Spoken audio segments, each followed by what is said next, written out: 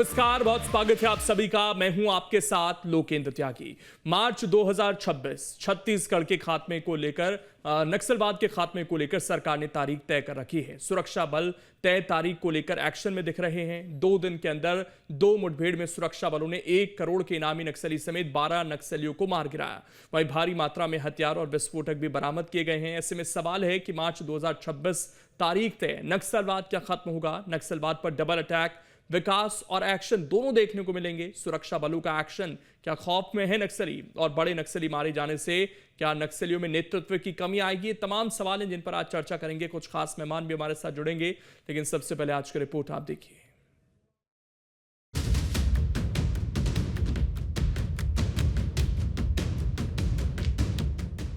छत्तीसगढ़ में नक्सलियों के खिलाफ सुरक्षा बलों का अभियान लगातार जारी है। छत्तीसगढ़ के जंगलों पहाड़ों में लगातार सुरक्षा बल के जवान नक्सलियों की तलाश में सर्च ऑपरेशन चला रहे हैं। इसी कड़ी में गरियाबंद के मटाल की पहाड़ियों के बीच नक्सलियों के होने की सूचना सुरक्षा बलों को मिली, जिसके बाद सुरक्षा बलों ने इस इलाके को घेर लिया और फिर दोनों ओर से फायरिंग शुरू हो गई। गरियाबंद जिले में सुरक्षा बलों और माओवादियों के बीच मुठभेड़ हुई। मुठभेड़ में 10 नक्सली मारे गए नक्सलियों में 1 करोड़ का इनामी बालकृष्ण उर्फ मनोज शामिल है। इसके अलावा प्रमोद उर्फ पांडु, विमल, विक्रम, समीर और उमेश की पहचान हुई है। सुरक्षा बलों ने भारी मात्रा में मौके से हथियार भी बरामद किए हैं, जिसमें ऑटोमेटिक हथियार, गोला बारूद, AK-47, इंसास, SLR और विस्फोटक शामिल हैं। तक 10 नक्सलियों के मारे जाने की सूचना है, जिसमें भास्कर उर्फ बालकृष्ण जो कि 1 करोड़ का इनामी नक्सली था, CC मेंबर था, कमांडर था, उसके बॉडी को रिकवर किया गया है। इसके अलावा जो प्रमोद नाम का एक नक्सली है जो उड़ीसा कमेटी मेंबर है, उसके भी बॉडी को रिकवर कर लिया गया है। छत्तीसगढ़ में जिस तेजी के साथ नक्सलियों के खिलाफ कार्रवाई हो रही है, उससे प्रदेश में नक्सलवाद की कमर टूट चुकी है। छत्तीसगढ़ में नक्सलवाद अब अपनी आखिरी सांसें गिन रहा है। छत्तीसगढ़ में माओवादियों के खिलाफ एक व्यापक कार्य योजना बनाकर कार्य किया जा रहा है और जिसके तहत बस 2024-25 में छत्तीसगढ़ में माओवादियों के विरुद्ध अभियानों में सुरक्षा बलों को अभूतपूर्व सफलताएं हासिल हुई हैं और जिसमें अब तक महासचिव जो CPI माओवादी के हैं, जो एक प्रतिबंधित संगठन है, उसके महासचिव के साथ साथ 3 CCM मारे गए। इसके अलावा 465 कैडर टोटल कुल अभी तक मारे गए हैं। ये सुरक्षा बलों के लिए एक बहुत बड़ी उपलब्धि है।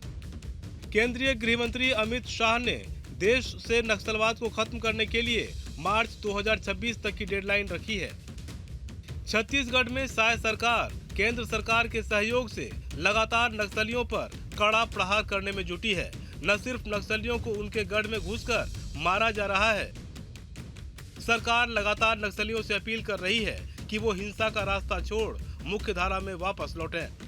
इसके लिए केंद्र और राज्य सरकार की ओर से कई पुनर्वास कार्यक्रम भी चलाए जा रहे हैं, जिससे प्रभावित होकर बड़ी तादाद में नक्सली हथियार छोड़ रहे हैं। ऐसे में उम्मीद की जा रही है कि छत्तीसगढ़ में अमित शाह की डेडलाइन से पहले नक्सलवाद का खात्मा हो जाएगा। गरियाबंद से राहुल ठाकुर के साथ टीम न्यूज स्टेट।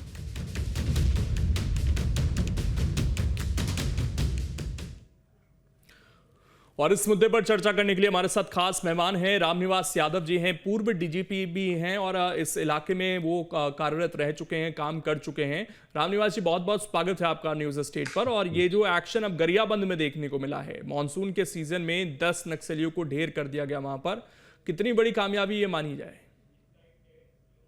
ये सबसे पहले तो जो छत्तीसगढ़ पुलिस, CAPF और हमारी जो सभी केंद्र के बल हैं, मैं उनको बधाई देना चाहता हूं और उन्होंने ये अभूतपूर्व सफलता हासिल की है। गरियाबंद जो है वो पहले रायपुर जिले में था, फिर क्योंकि रायपुर से इसकी दूरी तकरीबन 80 किलोमीटर पे गरियाबंद है और जो क्षेत्र जो है वो 360-70 किलोमीटर आगे तक जाता है, उड़ीसा से जाके मिलता है।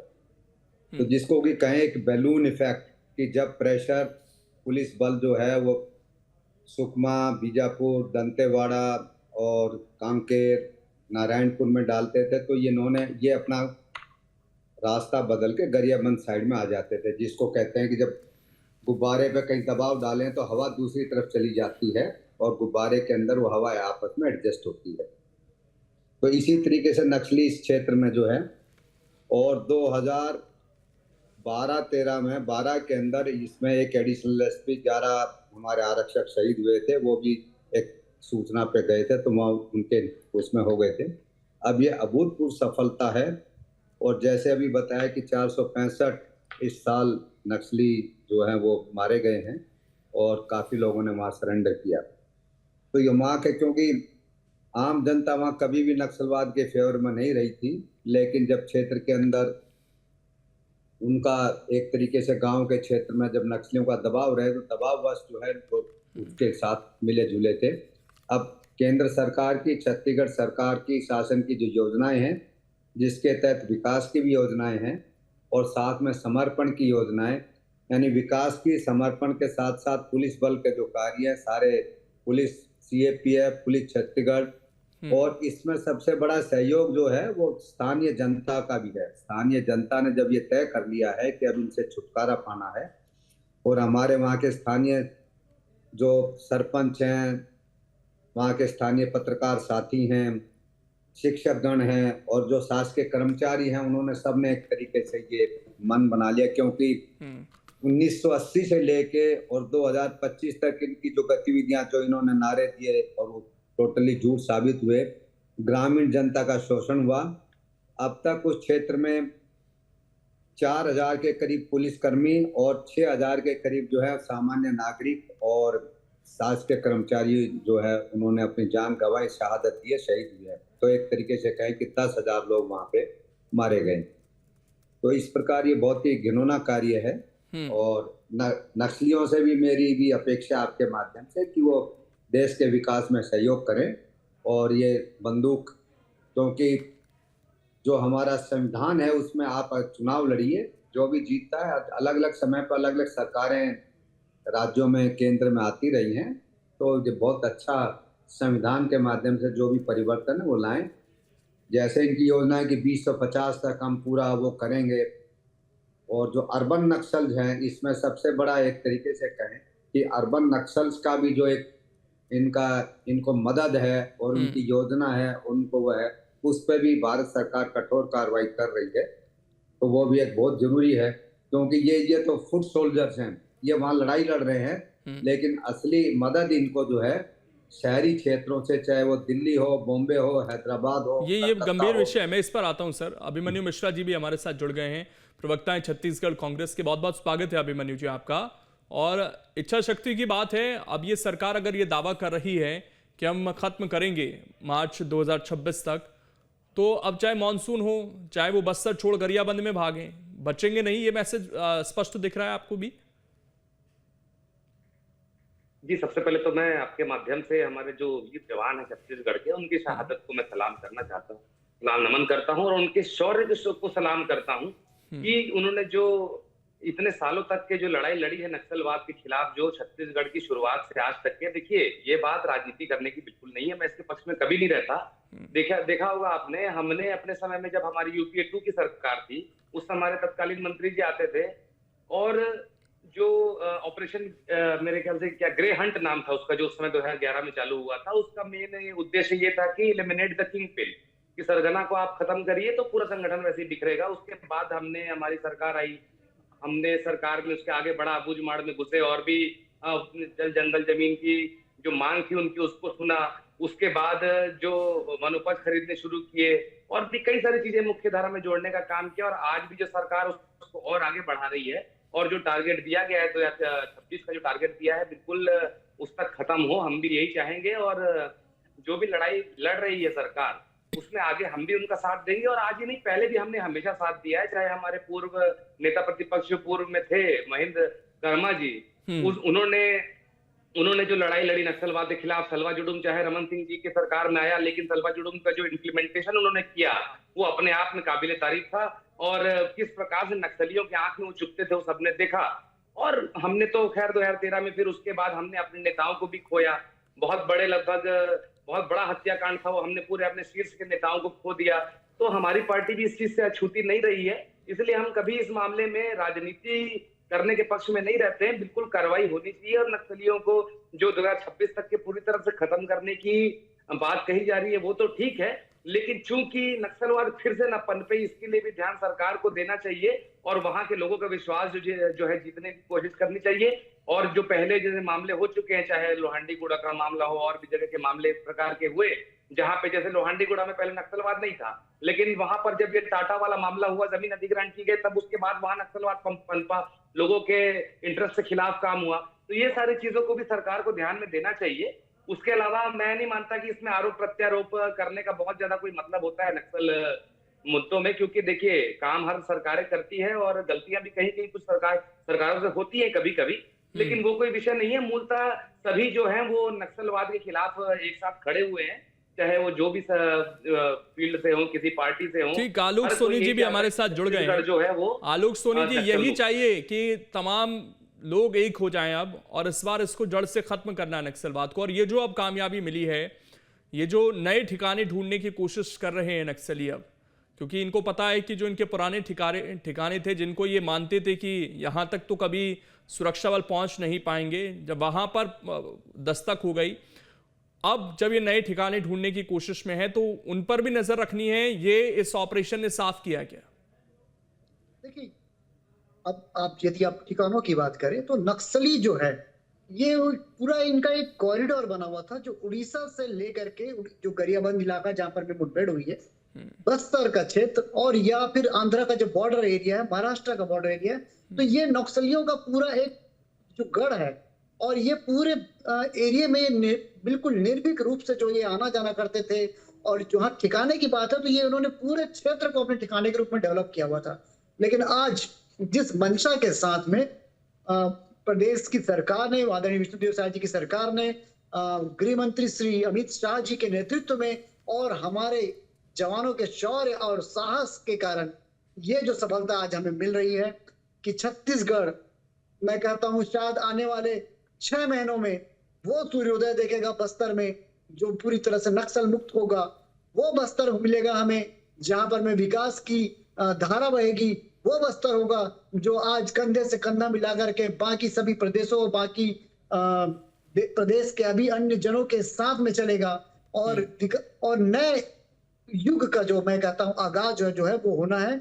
और सलाम करता हूं सेना के जवानों को और प्रदेश के जो हमारे नेतृत्व करता है, जिन्होंने ये नियत नल्लानार योजना बनाई है, जिसके तहत बड़े स्तर पर नक्सली जो है वो सरेंडर कर रहे हैं, वापस से सामान्य जनजीवन में लौट रहे हैं। और उनकी इस सामान्य जनजीवन में लौटने और सुरक्षा बलों का साथ देने का ही ये हमें जो प्रतिफल मिल रहा है कि हम बड़े स्तर पे ये ऑपरेशन चला रहे हैं और हमें जो सफलता मिल रही है, ये एक बहुत बड़ी कामयाबी है हम सभी के लिए। मैं चाहता हूं कि इसमें भी विपक्ष का साथ मिलना चाहिए। इसमें अभी हमने देखा कि एक बयान भी सामने आया है गृह मंत्री का, और उन्होंने एक तरफ जब हम ये कहते हैं कि सरेंडर करें, मुख्य धारा से जुड़े, वो ये कह रहे हैं कि शिक्षकों की हत्या करने वाले नक्सलियों को किसी पुनर्वास नीति का लाभ नहीं दिया जाएगा। तो बिल्कुल, तो ये क्या मैसेज है कि ये पुनर्वास नीति सबके लिए नहीं है?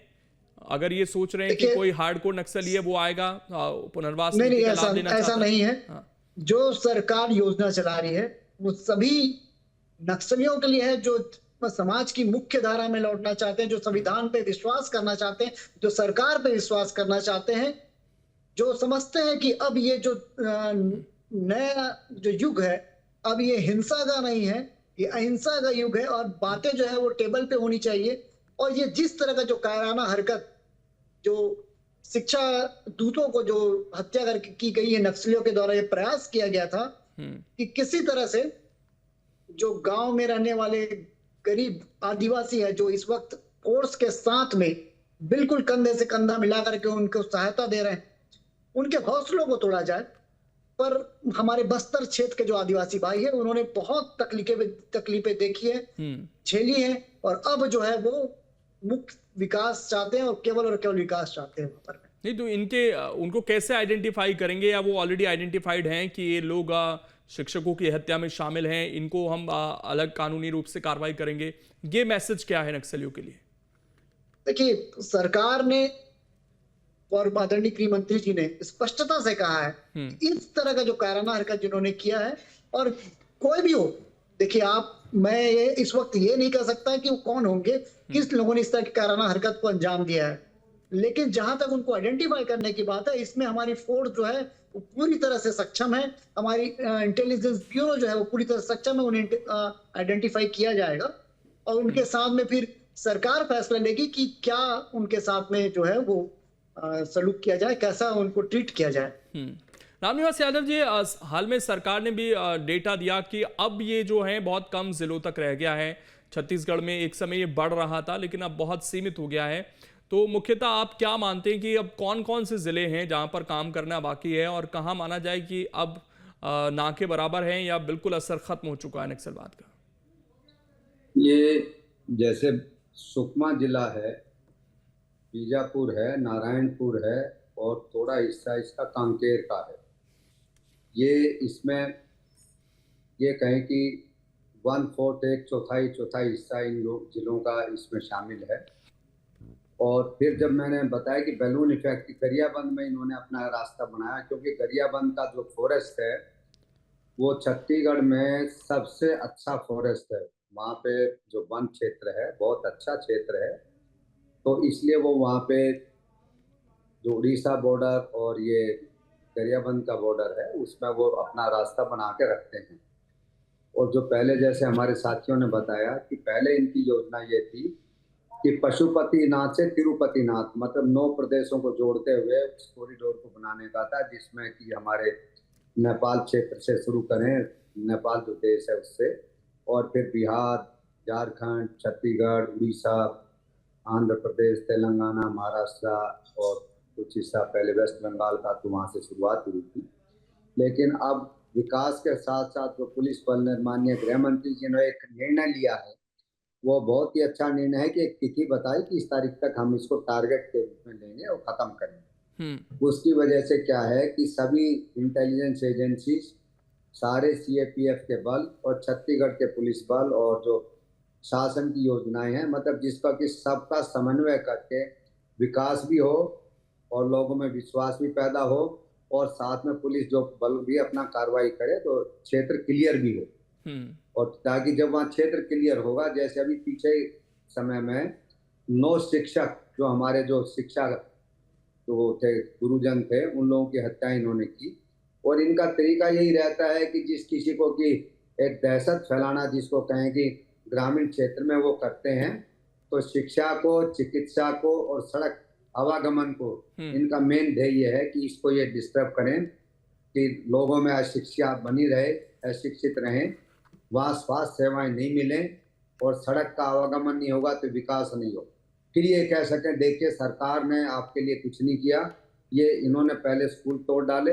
जब सलवा जुल्म शुरू हुआ था उससे पहले इन्होंने पूरे स्कूलों में पूरे तोड़ डाले थे और वहाँ से स्वास्थ्य के जो पीएचसी सेंटर थे वो भी इन्होंने खत्म किए थे।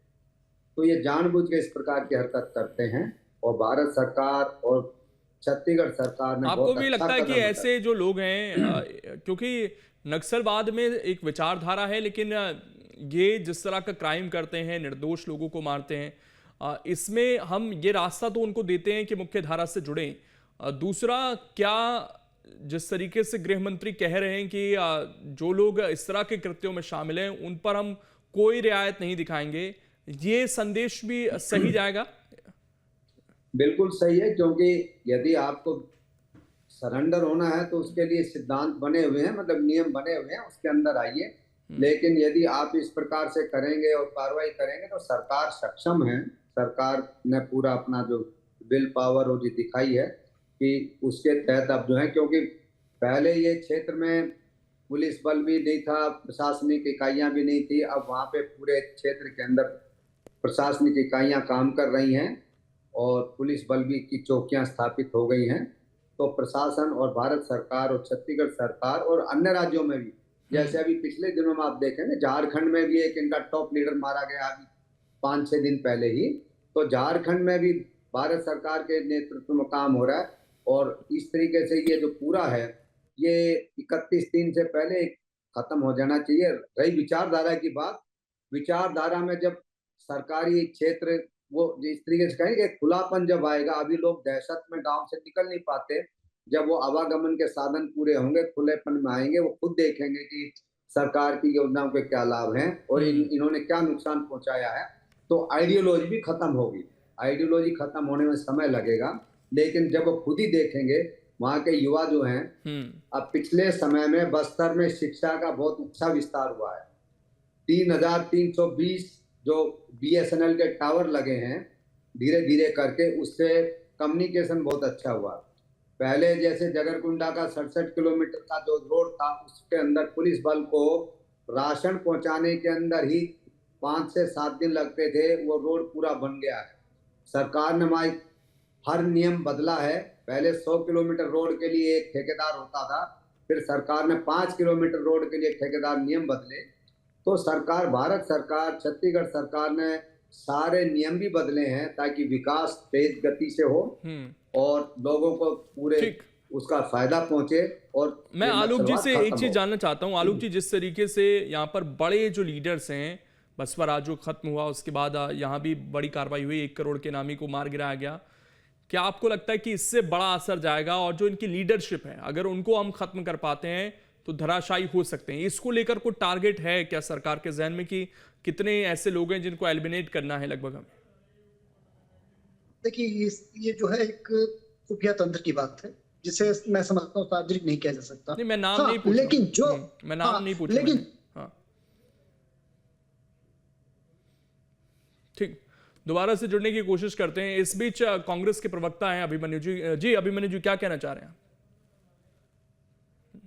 जी, जो आपने सवाल पूछा उस बारे में मुझे जानकारी है। हमने, जो मैंने आपको बता रहा था, UPA 2 के समय में जो हमारा ऑपरेशन ग्रे हंट शुरू हुआ था, उसका मुख्य जो था एम ही यही था कि जो मेन किंग पिन है, जो मुख्य सरगना है, उसको मार गिराने में सबसे पहले एम्फसाइज किया जाए। और वो ऑपरेशन आज तक दिनांक तक चल रहा है।